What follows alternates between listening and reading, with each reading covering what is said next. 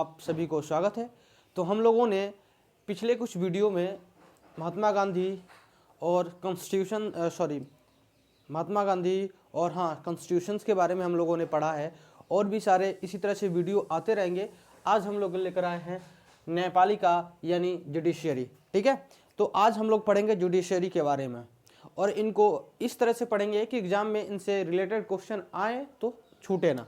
ठीक है, तो सभी के लिए ये इम्पोर्टेंट चैप्टर है यानी इम्पोर्टेंट टॉपिक्स है जुडिशियरी यानी न्यायपालिका। इनको आप ध्यानपूर्वक पढ़ें। चलिए चलते हैं। पहले देखिए, फर्स्ट ऑफ ऑल हम देखेंगे सुप्रीम कोर्ट। हम लोग न्यायपालिका में देखिए हमारा न्यायपालिका स्वतंत्र है।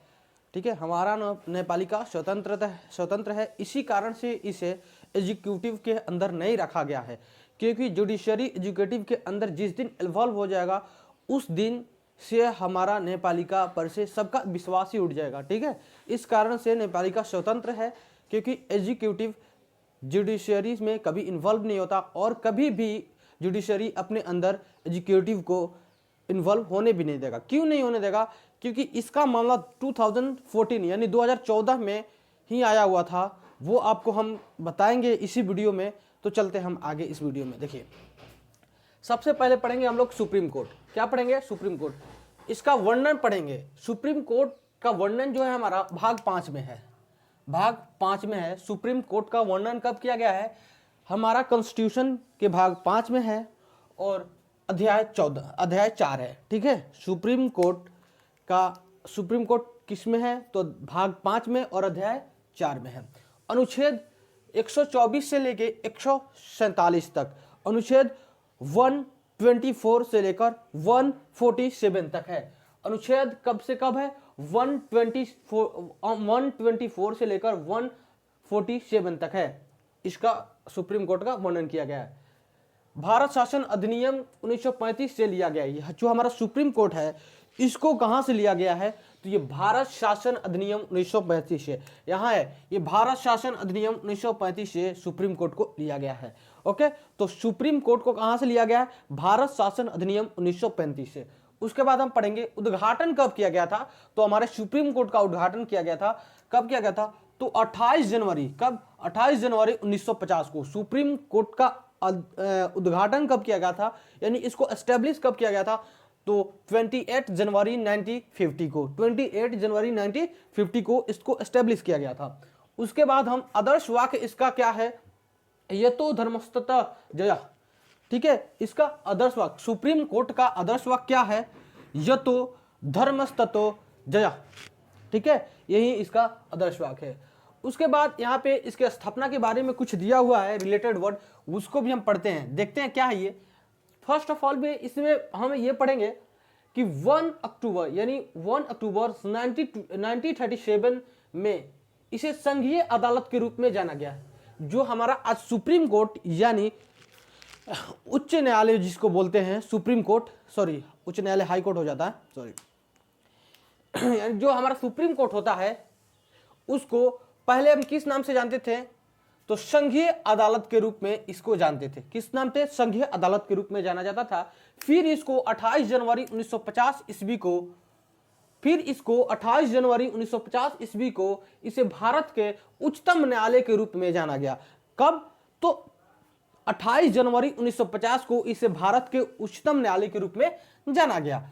ठीक है, यही चीज यहाँ पे इसका उद्घाटन यानी उच्चतम न्यायालय का के रूप में जाना गया, यानी उद्घाटन 28 जनवरी 1950 में। आदर्श वाक्य आप जानी गए। अब हम इसका निर्वाचन पद्धति कैसे होता है उन सारी चीजों के बारे में हम बताएंगे आपसे। तो देखिए, निर्वाचन पद्धति जो है सुप्रीम कोर्ट के जो जजेस होते हैं उनका निर्वाचन पद्धति कैसे होता है उन सारी चीजों के भी जानना है हमें। तो निर्वाचन पद्धति जो है कोलेजियम व्यवस्था है। देखिए, कोलेजियम व्यवस्था किया गया है। अब कोलेजियम जो वर्ड आया, इस वर्ड का बहुत ही बड़ा गुणगान है और बहुत ही बड़ा काम है हमारे जुडिशरी में। क्यों? क्योंकि यही होता है कि यही वर्ड आपको एक चीफ जस्टिस के रूप में कोई भी पर्सन को अपॉइंट करता है। ठीक है, तो हम पढ़ेंगे कोलेजियम के बारे में। तो हम देखिए कोलेजियम के बारे में हम आपको ऐसे ही बता देंगे काफी सारा चीज। देखिए कोलेजियम कैसे हुआ, क्या हुआ, कोलेजियम होता क्या है, उन सारे चीजों के बारे में भी जानना जरूरी बात है। ठीक है, फर्स्ट में हम ये देखेंगे कि कोलेजियम कैसे कब आया, ठीक है, कोलिजियम करता क्या है, इसका वर्क क्या है, अभी तक कोलिजियम चल रहा है या नहीं चल रहा है, इन सारी चीज़ों के बारे में हमें भी जानना जरूरी है। ठीक है, तो फर्स्ट में हम देखेंगे ये चीज़ कोलिजियम।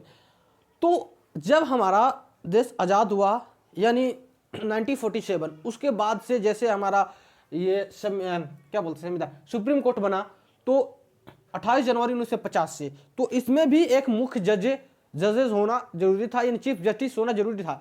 तो उस टाइम क्या था कि हमारे जो राष्ट्रपति जी होते थे, राष्ट्रपति महोदय यानी प्रेसिडेंट्स, ठीक है, तो वो होते थे जो जजेस होते थे, उनमें से जो वरिष्ठ होते थे उनको अपॉइंट कर देते थे, यानी जो वरिष्ठ होते थे उनको अपॉइंट किया जाता था इस पोस्ट के लिए कि आप चीफ जस्टिस बन जाओ।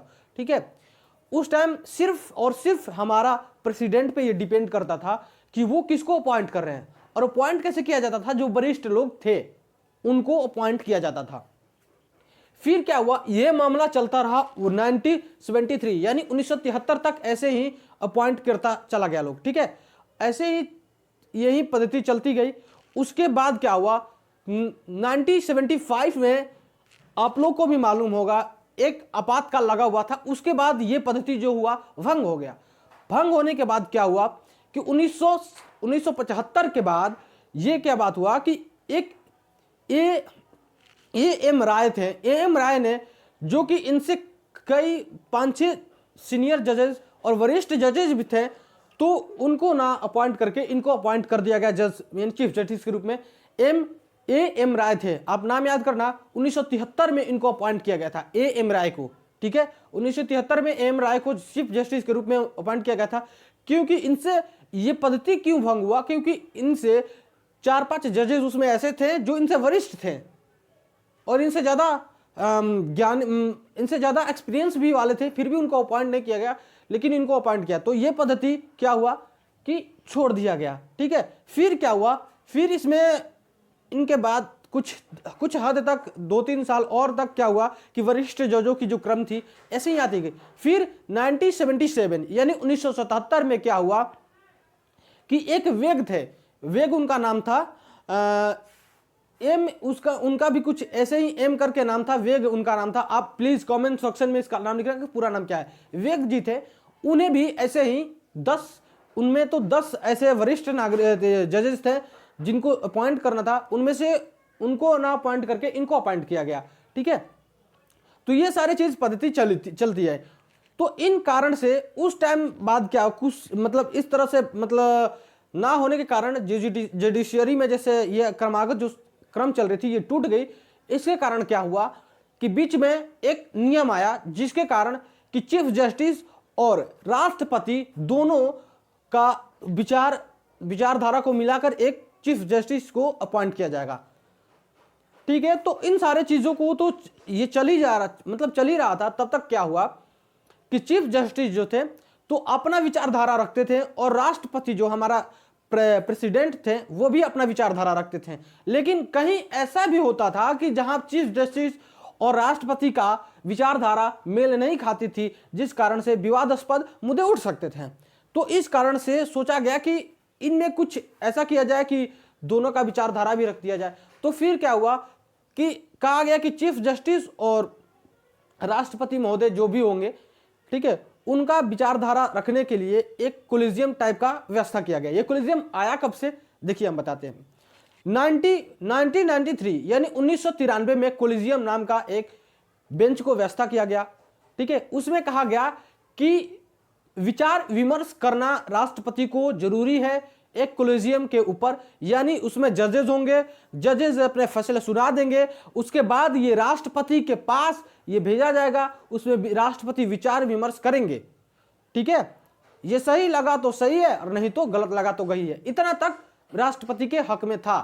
लेकिन जब ये द्वितीय केस था, फर्स्ट तो वह था जो कि सुप्रीम कोर्ट और मतलब चीफ जस्टिस जो थे, मतलब पूर्व जो चीफ जस्टिस थे वो और राष्ट्रपति के बीच में जो अभी प्रेजेंट में हैं, यानी जो कहने का मेरा मतलब कि जो उस टाइम प्रेजेंट में थे वो और राष्ट्रपति के बीच में ये था कि विचार विमर्श करके एक चीफ जस्टिस को अपॉइंट किया जाए। उसके बाद क्या हुआ कि राष्ट्रपति को यह कहा गया कि आप चीफ जस्टिस को अपॉइंट करने के बाद आप इस पर विचार विमर्श करें। 2 केस था ये। तीसरा केस ये हुआ कि राष्ट्रपति जी को विचार विमर्श करने का उतना ही शक्ति दिया जाए कि ये कुछ कर नहीं सकते। तो ये 1998 में आया था ये मामला कोलिजियम का। कोलिजियम नाम जो है इसको लिखा गया। कोलिजियम के बारे में बता दें। देखिए कोलिजियम जो है ये हमारा आर्टिकल 142 का यानी सॉरी 124 का खंड 2 में है, यानी 124 का खंड 2 में कोलिजियम यहां से निकल कर आया है। ठीक है, उसके बाद इन सारी चीजों को व्यवस्था किया गया कोलिजियम में। ठीक है, तो उसमें क्या था, राष्ट्रपति महोदय से कोलिजियम वाले जो व्यवस्था थे उनको हटा दिया गया। अब उसमें कोलिजियम में होता क्या था, उसका अपॉइंटमेंट, चीफ जस्टिस का अपॉइंटमेंट कैसे किया जाता था। तो कोलिजियम में अपॉइंटमेंट करने का भी विधि था। क्या था विधि, वो बता रहे हैं आपको। देखिए एक तो चीफ जस्टिस जो यानी उस टाइम प्रेजेंट होंगे वो चीफ जस्टिस होंगे, यानी एक तो चीफ जस्टिस होंगे। देखिए एक चीफ जस्टिस, अब 4 प्लस अदर जजेस होंगे। ठीक है, इनमें से जिसका, जैसे 4 जजेस में एक चीफ जस्टिस, 2-2 किसी को मत दिए या कोई 1-2 मत दिया, और इसमें से जिसका पलड़ा भारी होगा वो चीफ जस्टिस बन जाएगा। जिसको लोग बोलेंगे कि इनको बनाना है वो बन जाएगा चीफ जस्टिस। तो ये हमारा कोलिजियम था।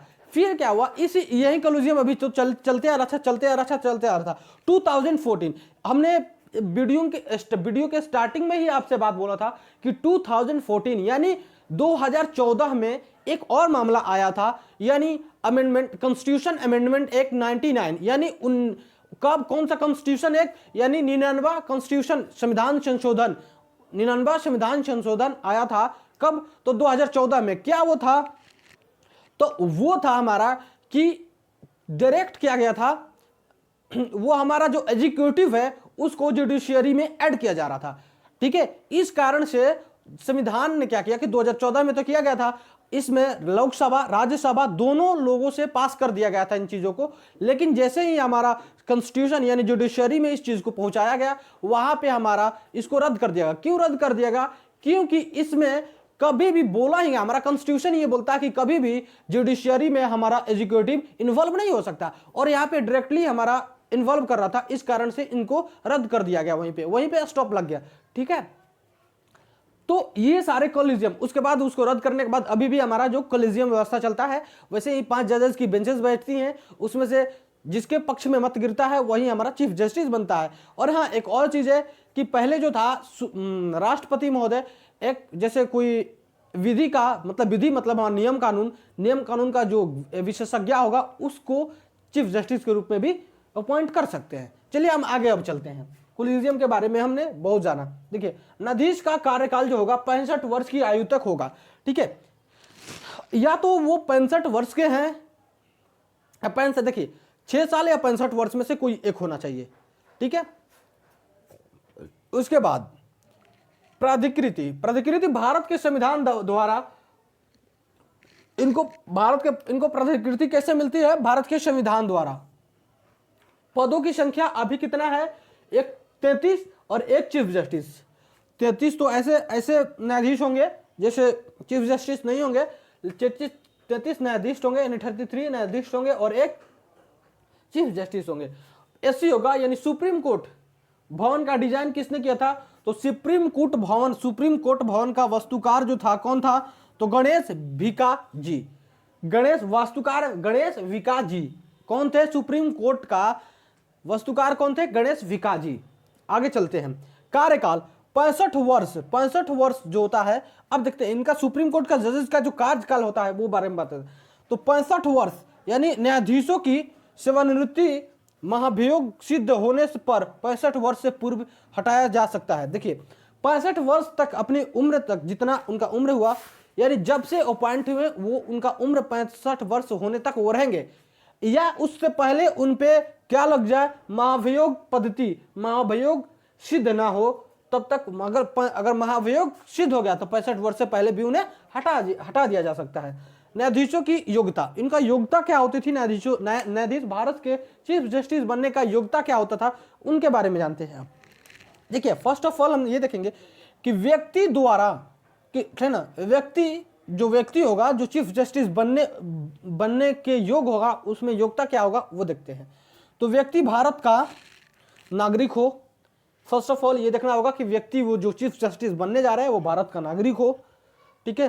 कम से कम 5 साल के लिए हाई कोर्ट में, ठीक है, हाई कोर्ट में या के लिए उच्च न्यायालय मतलब न्यायाधीश रहा हो, हाई कोर्ट में हाई कोर्ट का न्यायाधीश रहा हो 5 साल के लिए, ठीक है। या हाई कोर्ट में 10 वर्ष तक अधिवक्ता रहा हो, यानी वकील रहा हो हाई कोर्ट में।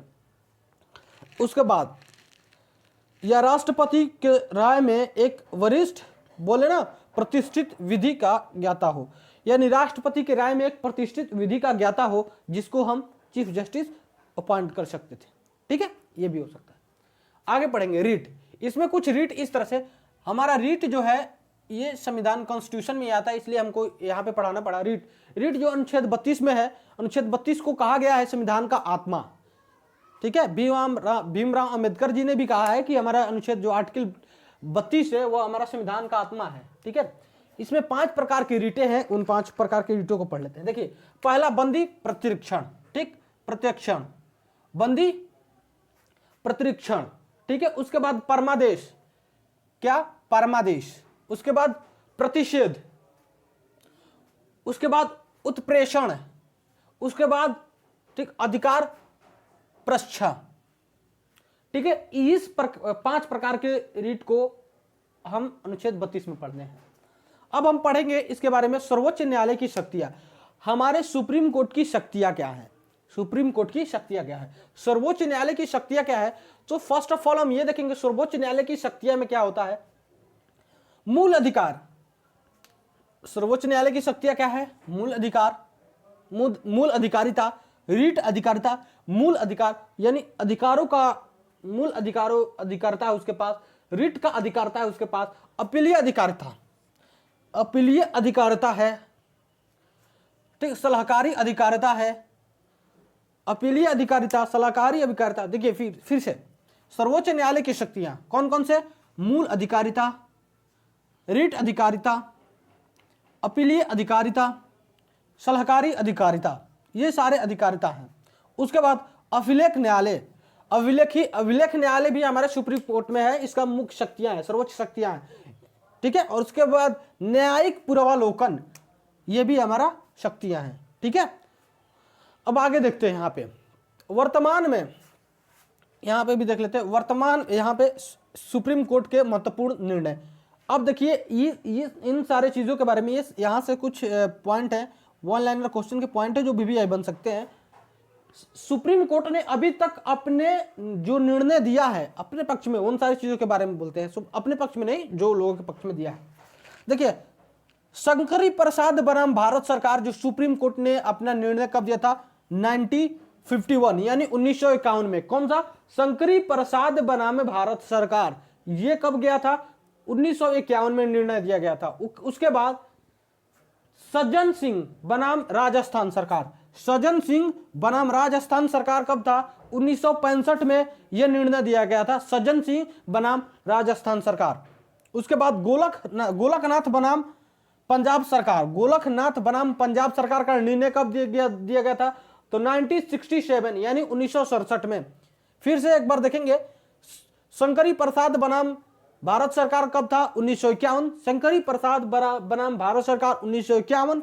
उसके बाद सज्जन सिंह बनाम राजस्थान सरकार 1965। उसके बाद गोलकनाथ बनाम पंजाब सरकार 1967, 1951, 1965, 1967। उसके बाद केशवानंद भारती बनाम केरल सरकार, केशवानंद भारती बनाम केरल सरकार 1971, केशवानंद भारती बनाम केरल सरकार 1971। उसके बाद इंदिरा गांधी बनाम, ठीक, राजनारायण, इंदिरा गांधी बनाम राजनारायण, इस केस को नाम को जाना जाता है, और ये 1975 में था, ठीक है। नेक्स्ट आगे चलते हैं।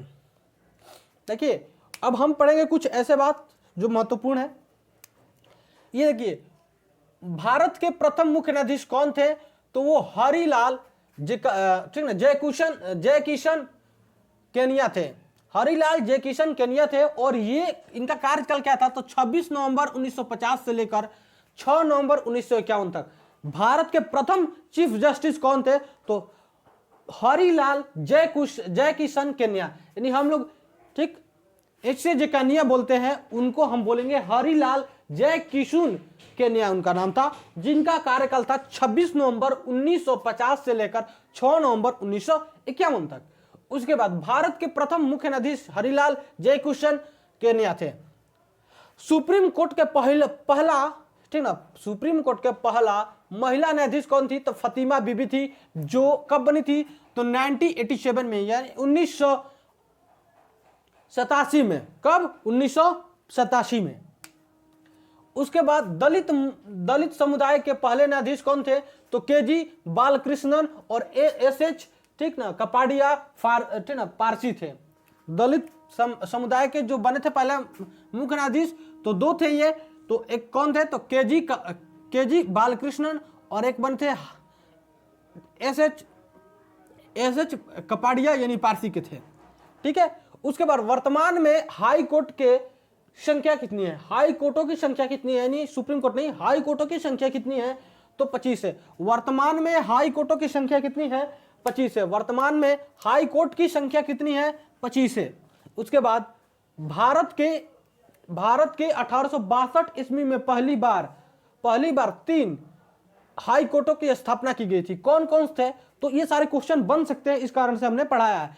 तो भारत के 1862 ईस्वी में पहली बार 3 हाई कोर्ट की स्थापना की गई थी। तो कोलकाता हाई कोर्ट थी, मुंबई हाई कोर्ट थी और मद्रास। ठीक है। उस टाइम कलकत्ता बोला जाता था, बंबई बोला जाता था और मद्रास बोला जाता था, जब 1962 में इन चीज की स्थापना की गई थी। भारत का 24वां हाई कोर्ट तेलंगाना बना था। कौन? भारत का 24वां हाई कोर्ट कौन बना था? तेलंगाना बना है, और इसे तेलंगाना हाई कोर्ट के नाम से स्थापित किया गया है। तथा भारत के 25वां हाई कोर्ट आंध्र प्रदेश उच्च न्यायालय के नाम से स्थापित किया गया है। तो भारत में 24वां हाई कोर्ट कौन बना? तेलंगाना बना। और 25वां हाई कोर्ट कौन बना? तो आंध्र प्रदेश के नाम से उसको स्थापित किया गया है, आंध्र प्रदेश हाई कोर्ट बना। ठीक है। उसके बाद कुछ क्वेश्चन रह गए इंपॉर्टेंट, उसको भी देख लेते हैं। तो वर्तमान में हमारा सुप्रीम कोर्ट के मुख्य न्यायाधीश कौन है? तो एनवी रमणा, ये 38वें हैं। कौन से? 38वें मुख्य न्यायाधीश है एनवी रमणा। 38वें मुख्य न्यायाधीश है। उसके बाद 37वें कौन थे? तो सरदार अरविंद बोबड़े थे। कौन थे? 37वां, तो 37वें शरद अरविंद बोबड़े थे। शरद अरविंद बोबड़े थे। और 46वां मुख्य न्यायाधीश कौन था? तो ये हमारा रंजन गोगोई जी थे। ठीक है। तो आज का ये टॉपिक समाप्त हुआ। क्या टॉपिक था? तो हमारा न्यायपालिका का टॉपिक था, जो कि जुडिशरी। और आप ये भी ध्यान में रखिएगा कि कभी जुडिशरी एग्जीक्यूटिव में इन्वॉल्व नहीं होता। जिस दिन इन्वॉल्व हो जाएगा उस दिन देश को बचाना मुश्किल हो जाएगा, क्योंकि करप्शन के सिवा कुछ नहीं रह जाएगा। ठीक है। चलिए, धन्यवाद। ये वीडियो कैसा लगा आप इनको कमेंट बॉक्स में लिखिएगा। लाइक करें, सब्सक्राइब करें और शेयर करना ना भूलें। धन्यवाद दोस्तों।